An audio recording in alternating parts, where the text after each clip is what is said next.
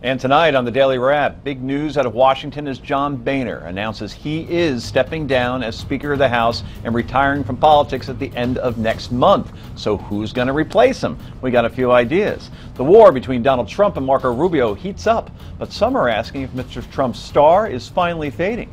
And of course, we have the latest on the Pope's last day in the Big Apple. This is the Daily Wrap, live from New York City.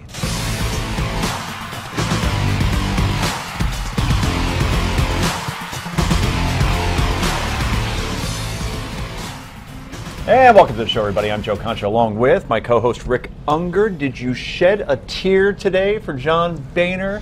You know, I won't tell you I shed a tear, but you know, to me, when somebody who spent their life in Congress, as he has, does retire and does step down, you know, you wish them well. I'm actually a little bit disturbed by some of the things that I've seen today, both on Twitter or at the Value Voters Mostly Summit. From the conservative side? Yeah, you know, it's like, you wish somebody well. He did the best he could, and good for him. Wish somebody well in this environment. But you have to. That's the problem. I get it, but you know it's not going to happen. That's the way if you didn't like him, he can't do you any harm anymore, so wish him well, that's that. Either way. Yeah. Tanning salons around Washington are also shedding a tear tonight. Anyway, to Mr. Unger's right, never use the tanning salon. She's a reporter from the Daily Caller and new to the Daily Wrap. Carrie Pickett is here. First time. Welcome. It's great to be here. All right. Thanks for taking the Excella up here from Washington. And to her right, he's the assistant online editor for Commentary Magazine. Noah Rothman is back.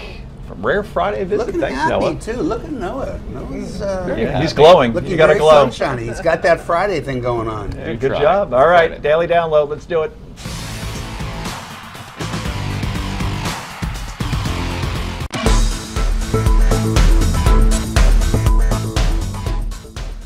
And as we mentioned, Speaker of the House John Boehner announcing today he is retiring at the end of October. It's become clear to me that this prolonged leadership turmoil would do irreparable harm to the institution.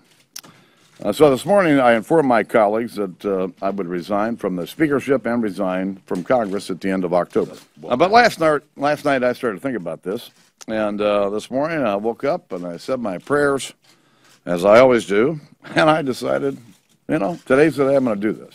As simple as that. As simple as that. So Speaker Boehner now throwing in the towel. Congressman Paul Ryan, who has said he will not speak the speaker seat, tweeted, at Speaker Boehner's decades of service have helped move our country forward, and I deeply value his friendship. While Mr. Ryan provided a heartfelt goodbye, some conservatives had a slightly different take on the announcement. Watch what happened when Senator Marco Rubio announced the resignation to a room full of conservatives at the Value Voters Summit in Washington State.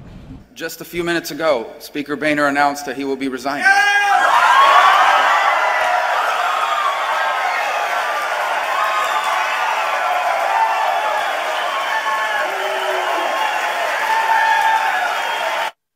Ouch.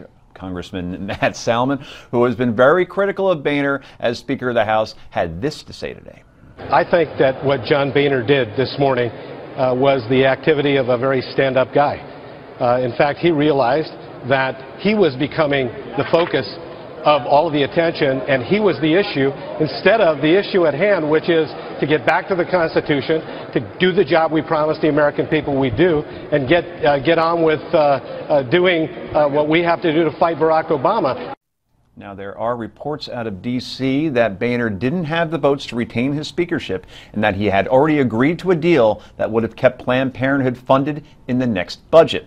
On that note, let's bring in Congressman Marsha Blackburn from Tennessee. Or should we call you Madam Speaker at this point, Ms. Blackburn? No. Do not seeking call it, me huh? Madam Speaker, yes. Don't Okay. call me Madam Speaker. So were you surprised by this, or did you see it coming? You know, I watched him yesterday, and actually last night a group of us had dinner, and I said it wouldn't surprise me if he announced that he was going to retire at the end of his term. And we actually had this discussion as to what the leadership would look like, where the emphasis would be, things of that nature. And then he started to talk this morning, and I thought, you know, he's going to announce that he's retiring. And then as he talked, I said out loud to some of my colleagues around me, I think he's getting ready to resign. And it caught us all off guard. I think it's the right decision. It is the right step. He didn't want to be the story. He didn't want to go back through a vote, a retention vote, or a vacate the chair vote. All of that is understandable. And I give the Speaker credit for having arrived at that decision that now was the time to go, that this was the appropriate time. Congresswoman, Joe referenced earlier, it's Rick Unger, nice to have you back on. Joe referenced earlier that there have been rumors going around town that the Speaker did not have the votes to stay in office. I'm curious what you have to say about that when you consider the part of the Republican wing, if you will, that likely would have supported him, and add in the Democrats who also probably would have supported him in the face of a challenge from his further right. Do you think that was the case? Do you think he resigned because he didn't have the votes? I think he resigned because he knew that he was becoming the story. People want to see action. They want to see us get things done. We have had, I think, 320 votes and bills passed through the House this year, which is a pretty good steady clip. Only about 44 of those have made it through the Senate. I think the Senate has done 90 bills total this year. And people are frustrated that things are not getting to the president's desk. Well, that's not going to change in the Senate, though, is it?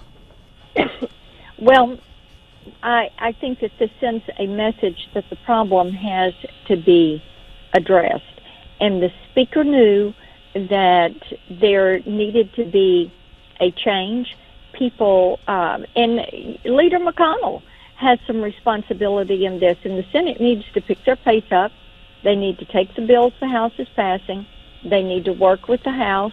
I think Speaker Boehner knew that, I think everybody knows when the time is right for you to go.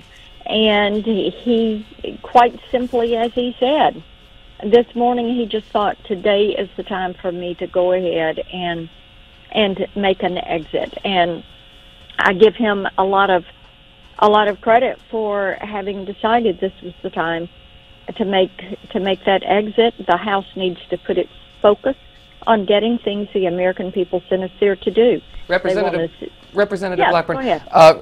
Real quick, Noah Rothman with Commentary Magazine. When we went to sleep last night, we were under the impression that the House and the Senate had begun to move forward with a plan to avoid a shutdown by using budget reconciliation.